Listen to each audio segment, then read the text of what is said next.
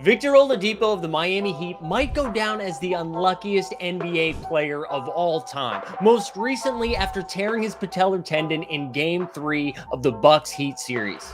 Distributing an offense, going to the glass and scoring is Oladipo. Oh man, grabs that left knee. Anytime, given his injury history, you see Oladipo go to the ground. What that young man has gone through and come back from, it just everybody holding their breath.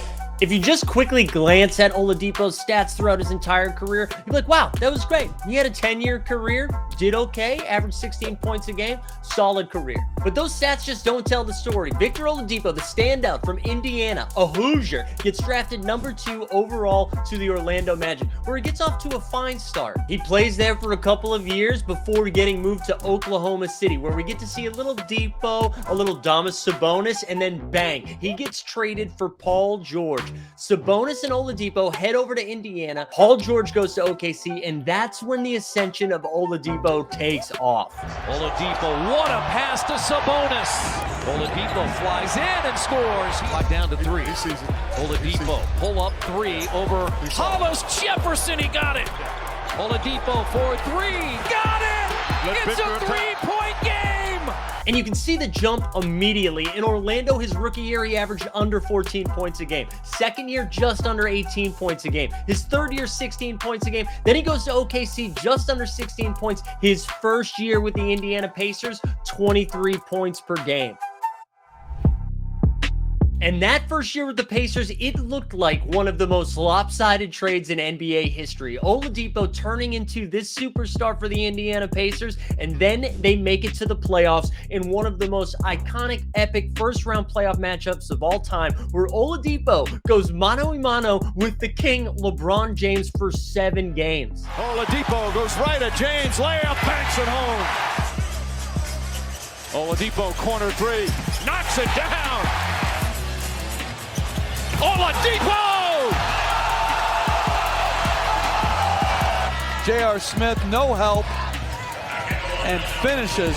And in that first round series, with Oladipo being the best player on the Indiana Pacers, he eclipsed the 20-point mark 4 different times in that 7-game series, while eclipsing 30 points 2 different times. And we're talking a lot about the points in the offensive game from Depot, but the thing is, he was known as a defensive menace. When you go back to college, that's actually what he was known for, and they were waiting to see if the offensive game would take off. And this series was no different, as he racked up 17 steals throughout that 7-game series. Yes, Indiana eventually came up short, but they took LeBron and the Cavs to a 7th game. What we didn't know after that series is that was going to be the height of Victor Oladipo. Thus begun Victor Oladipo's a series of unfortunate events. And a step back jumper by Victor, no good, and Ibaka there for the rebound.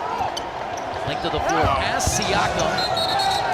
They called a foul on Victor. They're gonna say he took his legs out from under. Victor's hurt. Boy, I'm gonna look at his kneecap. You can see it. Victor was getting smashed with catastrophic injury after catastrophic injury, beginning in January 2019 with a right quad tear while he was with the Pacers. People don't understand what that feeling is like, to be sitting there and it's 20,000 people who came to see you and they crying, people has tears in their face, everyone is dead quiet. I remember seeing the coach's face and the guy who, the trainer runs over and just puts the towel over my knee. I'm like, you ain't tell me what's wrong, nothing. I don't know what's wrong. I just know when he put the towel over my knee, usually when that happened, it's like, oh, nah, I get the stretcher. It's a traumatic feeling. He came back in the 2019-2020 season and started to get his juice flowing a little bit the second half of the season, averaging just over 14 points per game. Here's a long 3 by Oladipo. He's back. He's back. Amazing. Words can't describe it, man. It's been a hard year. Thankful for my friends, this state, these people, my family, my teammates.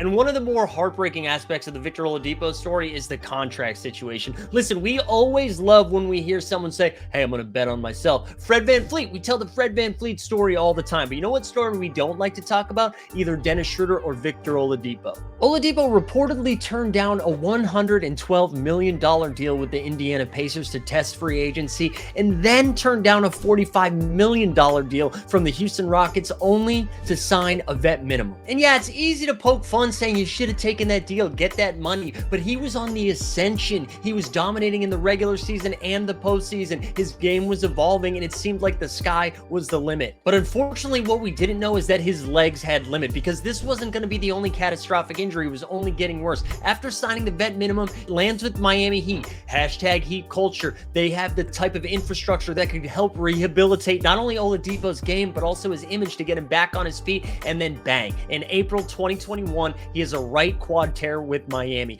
just as he was coming into his own. It probably was my best game in a Miami Heat uniform. Boom, something happens again. At that point, I walk off the court, and I remember thinking to myself, well, at least you walked off.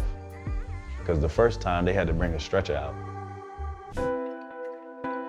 His first 2 years with the Heat, Oladipo played a combined 12 games. However, the Heat stood by him as he continued to rehab through his catastrophic knee injury. Listen to the crowd as Oladipo comes into the game for the first time this year.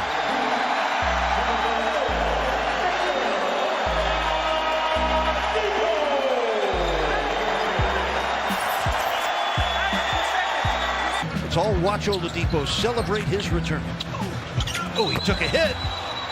And he draws the charge on his first defensive play back. I've been through a lot, obviously, but you know, just a testimony to my faith, my family, my friends, everybody who had my back throughout the process, the Miami Heat for believing in me, even after 2 surgeries. Just got to keep pushing, man. Keep grinding and see what happens.